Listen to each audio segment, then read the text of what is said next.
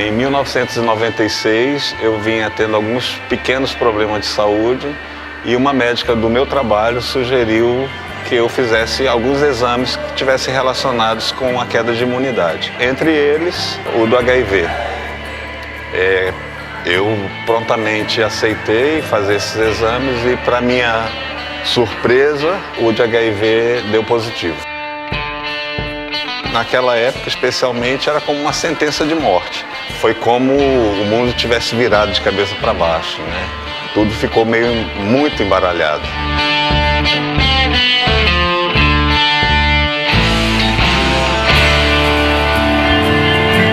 Receber um diagnóstico de HIV não é fácil, né? E muitas vezes o profissional que realiza o teste e faz o aconselhamento pode ser o enfermeiro, pode ser o farmacêutico, por exemplo, e nós temos as nossas limitações, né, nesse apoio psicológico. Esse tipo de paciente, ele precisa de um suporte multiprofissional, não é só a parte clínica específica que consegue acompanhá-lo, ele precisa de um suporte emocional, precisa de um suporte social. Parei um pouco, né, respirei e fui para casa para ver como que eu iria fazer.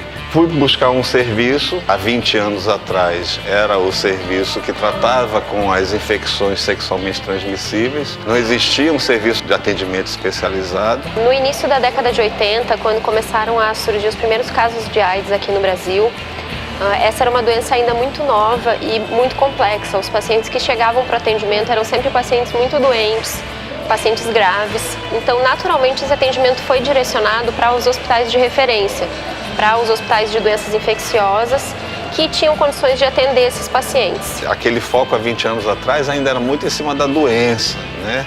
E hoje a gente está conseguindo já separar, né, fazer essa importante separação do que é ser portador do HIV e ter AIDS. Os pacientes começaram a ser diagnosticados cada vez mais cedo, muitos pacientes assintomáticos. O HIV é uma doença como outra qualquer. Nós temos menos pacientes com AIDS, né?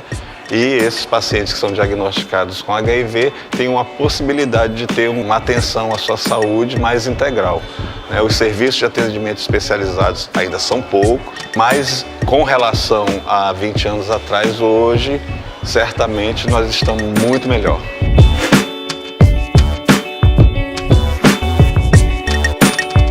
Quando eu comecei a atender pacientes com HIV, eu me senti assim muito curioso e desafiado, porque é uma clientela bem específica e que ao longo da minha vida profissional como clínico generalista eu não tinha lidado com esse tipo de clientela, a não ser de forma pontual. Então foi realmente um grande desafio e eu estou nesse trabalho há 6 anos. Com o decorrer, né, do tempo, da convivência com essas pessoas, o profissional de saúde se sente mais preparado, se sente mais seguro para trabalhar determinadas questões que vão surgindo no decorrer do acompanhamento. É desafiador na prática e no dia a dia, fundamentalmente o estigma que ainda representa em nossa sociedade a revelação de que está cometido por esse vírus, é portador desse vírus. Eu recomendaria ao médico que começa a atender o paciente com HIV na atenção básica, primeiro humildade e a vontade de entender cada vez mais a patologia, a doença e entender a complexidade do vírus e a necessidade de dar um suporte a esse paciente durante toda a sua vida. Então ele vai ficar vinculado ao médico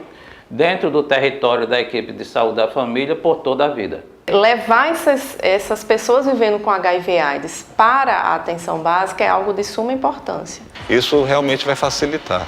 Não se tem mais necessidade de um serviço tão complexo para ficar acompanhando todos os pacientes que são HIV positivos.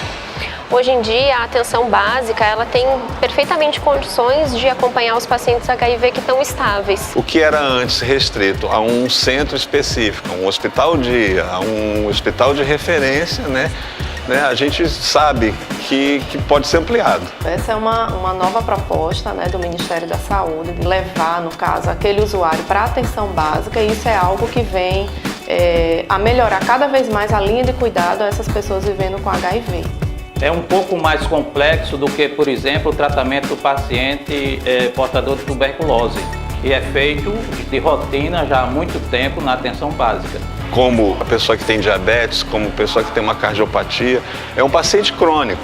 Na atenção básica, a ideia é que fiquem os pacientes HIV positivos que foram recém-diagnosticados, principalmente aqueles pacientes que já estão diagnosticados na atenção básica, que fizeram um teste rápido e esse teste foi positivo, e aqueles pacientes que estão estáveis, que estão usando antirretroviral, que estão tendo boa resposta ao tratamento. Ampliar o atendimento para a atenção básica é fundamental. Claro, né, que nós precisamos observar a qualidade desse atendimento. Imagine que nós temos um pouco mais de 600 SAIs, que são os serviços especializados para atendimento ambulatorial dos pacientes portadores de HIV/AIDS, e nós passaremos a ter mais de 20 mil equipes de saúde da família no país atendendo esses pacientes. Então é um salto quantitativo muito grande, que envolve muita gente em várias regiões do país e que precisa ser bem conduzido para que a gente, acima de tudo, preserve a integridade do paciente, preserve o sigilo. A gente sabe que um ponto importante da atenção básica, né, é a formação de vínculo com os usuários. Os pacientes mais complexos, que são aqueles pacientes com comorbidades, um paciente que tem HIV e tem hepatite, ou que tem alguma outra complicação relacionada à doença, esses pacientes vão continuar sendo atendidos nos SAIs e nos serviços de referência. Isso é uma possibilidade de fazer com que a adesão ao tratamento seja cada vez mais melhorada. Como é que eu faço essa adesão? Se o paciente precisa sair da sua casa, do seu bairro e se direcionar para um hospital de referência, se ele tem um posto de saúde do lado da casa dele. A confiança que esse paciente tem na equipe vai fazer com que ele realmente leve esse tratamento a sério.